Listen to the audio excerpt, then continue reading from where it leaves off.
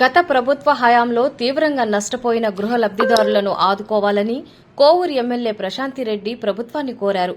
గత ప్రభుత్వ హయాంలో పేదోళ్లకు సొంతింటి కల సాకారం పేరుతో దోపిడీ జరిగిందని, హౌసింగ్ పేరుతో కాంట్రాక్టర్లకు దోచిపెట్టారన్నారు. అనర్హులను లబ్దిదారులుగా మార్చి కోట్లాది రూపాయల ప్రజాధనం కొల్లగొట్టారని ఆమె పేర్కొన్నారు. గ్రామీణ, పట్టణ ప్రాంతాల్లో ఇప్పటికీ సరైన గృహ సముదాయం లేక ప్రజలు తీవ్ర ఇబ్బందులు పడుతున్నారని, గత ప్రభుత్వ హయాంలో ఇళ్లు కట్టిస్తామని చెప్పి మోసం చేశారని గుర్తు చేశారు. ఏ గ్రామానికి వెళ్లినా స్వర్గీయ ఎన్టీఆర్ కాలనీలో నిర్మించిన ఇళ్లే దర్శనమిస్తున్నాయని పేర్కొన్నారు. అవి శిథిలావస్థకు చేరుకోవడంతో ప్రజలు తీవ్ర ఇబ్బందులు పడుతున్నారని చెప్పారు. గత ప్రభుత్వ హయాంలో నష్టపోయిన బాధితులను ఆదుకోవాల్సిన అవసరం ఉందన్నారు. అలాగే అర్హులైన వారికి ఇళ్లు కట్టుకునేందుకు తగిన సహాయ సహకారాలు అందించాలని ఆమె విజ్ఞప్తి చేశారు. కోవూరు నియోజకవర్గ పరిధిలో దాదాపు 1000 కుటుంబాలు పక్కా ఇళ్లు లేక పూరి గుడిసెల్లో నివసిస్తున్నారని, కనీసం కాలువలు లేక మురుగులోనే దుర్భర జీవితం గడుపుతున్నారన్నారు. ఇళ్ల నిర్మాణం పూర్తి చేసినట్లు బిల్లులు చేసుకున్న కాంట్రాక్టర్లపై చర్యలు తీసుకుని స్వాహా చేసిన నిధులు రికవరీ చేయాల్సిందిగా ఆమె కోరారు. తెలుగుదేశం పార్టీ ఆవిర్భావంలో ఉన్న మూల సిద్ధాంతం ప్రతి పేదవాడి నివాసయోగ్యమైన ఇల్లు ఉండాలి అనేది మనందరికీ తెలుసు అధ్యక్ష.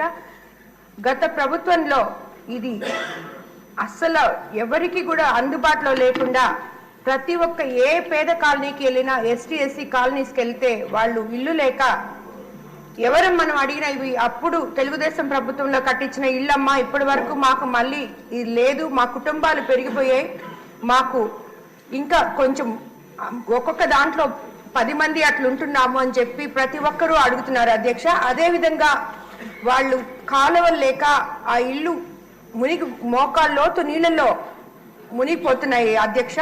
దానివల్ల మనం వాళ్ళకి తిరిగి కొత్త ఇల్లు మనం ఎంత తొందరలో మనం ఇవ్వగలమో అది చేస్తే మనకి చాలా బాగుంటుంది అధ్యక్ష. అదేవిధంగా కాంట్రాక్టర్లు వాళ్ళని ఇల్లు ఖాళీ చేపించి గత ప్రభుత్వంలో వైఎస్ఆర్సీపీ ప్రభుత్వంలో ఇల్లు ఖాళీ చేపించేసి వాళ్ళని మేము కట్టిస్తామని వాళ్ళు కాలువ గట్టుల మీద గుడిసెలు వేసుకున్నారు అధ్యక్ష. మనము వెళ్ళి ఇప్పుడు సగం కట్టేసి కాంట్రాక్టర్లు అందరూ పారిపోయినారు అధ్యక్ష.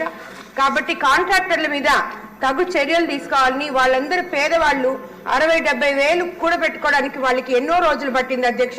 అది తీసుకెళ్లి కాంట్రాక్టర్కి ఇచ్చి ఆ కాంట్రాక్టర్ అది తీసుకొని వెళ్ళిపోయాడు. వాళ్ళేమో ఇంకా గుడిసెల్లోనే ఉన్నారు. అదేవిధంగా స్థలాలు కూడా అంతే అధ్యక్ష. ఎగ్జాంపుల్ బుచ్చిరెడ్డిపాలెంలో 22,300 ఇళ్ల ప్లాట్లు ఇస్తే అందులో 900 ప్లాట్లకి ఇప్పటి వరకు కూడా లెక్కలేదు అధ్యక్ష. ఎవరికి ఇచ్చారో, ఏ నాయకుడు తీసుకున్నాడో కూడా ఈ రోజుకి లెక్కలేదు అధ్యక్ష. ఇవన్నీ కూడా మంత్రి గారు తగు చర్యలు తీసుకోవాలని చెప్పి కోరుకున్నా అధ్యక్ష.